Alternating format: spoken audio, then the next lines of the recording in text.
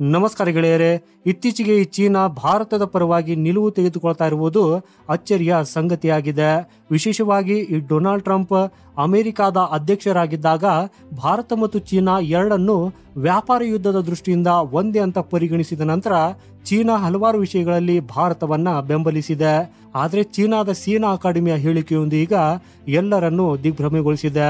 ಗೆಳೆಯರೇ, ಚೀನಾವು ಭಾರತದ ಮ್ಯಾನಡ ಅನ್ಮ್ಯಾನಡ ಟೀಮಿಂಗ್ MUMT ತಂತ್ರಜ್ಞಾನವು ಅಮೆರಿಕಾದ ತಂತ್ರಜ್ಞಾನಕ್ಕಿಂತಲೂ ಹೆಚ್ಚು ಯಶಸ್ವಿಯಾಗಿದೆ ಅನ್ನೋದನ್ನ ಹೇಳಿದೆ.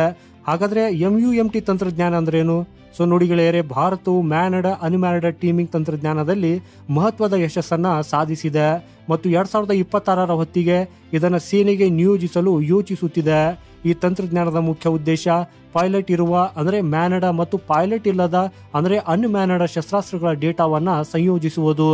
ಫಾರ್ ಎಕ್ಸಾಂಪಲ್ ಹೇಳೋದಾದ್ರೆ, ಸುಖೋಯ್ ಅಥವಾ ರಾಫೇಲ್ ಯುದ್ಧ ವಿಮಾನದ ಪೈಲಟ್ ತನ್ನ ವಿಮಾನದಲ್ಲಿ ಕುಳಿತು MUMT ಡೇಟಾ ಲಿಂಕ್ ಮೂಲಕ ಭಾರತದ ಯಾವುದೇ ಮಾನವರಹಿತ ಡ್ರೋನ್ ಶಸ್ತ್ರಾಸ್ತ್ರಗಳೊಂದಿಗೆ ಸಂಪೂರ್ಣವಾಗಿ ಸಂಪರ್ಕ ಸಾಧಿಸಬಹುದು.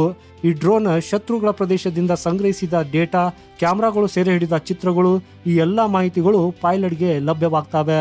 ಆಗ ಪೈಲಟ್ ತನ್ನ ವಿಮಾನವನ್ನ ಸುರಕ್ಷಿತ ಪ್ರದೇಶದಲ್ಲಿ ಹಾರಿಸುತ್ತಲೇ ಶತ್ರುಗಳ ಪ್ರದೇಶದಲ್ಲಿ ಡ್ರೋನ್ಗಳ ಮೂಲಕ ಮಿಷನ್ಗಳನ್ನ ನಿರ್ವಹಿಸಬಹುದು. ಈ ಚೀನಾ ಯಾಕೆ ಹೀಗೆ ಹೇಳ್ತಾ ಇದೆ? ನೋಡಿ ಗೆಳೆಯರಿ, ಈ ತಂತ್ರಜ್ಞಾನವು ಈಗಾಗಲೇ Russia, America, France, Germany, Turkey ಮತ್ತು ಇಸ್ರೇಲ್ ನಂತಹ ದೇಶಗಳಲ್ಲಿ ಲಭ್ಯವಿದೆ.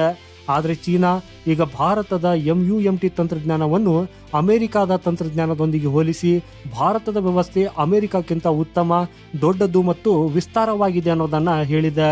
ಗೆಳೆಯರಿ, ಚೀನಾದ ಈ ಹೇಳಿಕೆಯ ಹಿಂದಿನ ಕಾರಣಗಳೇನು?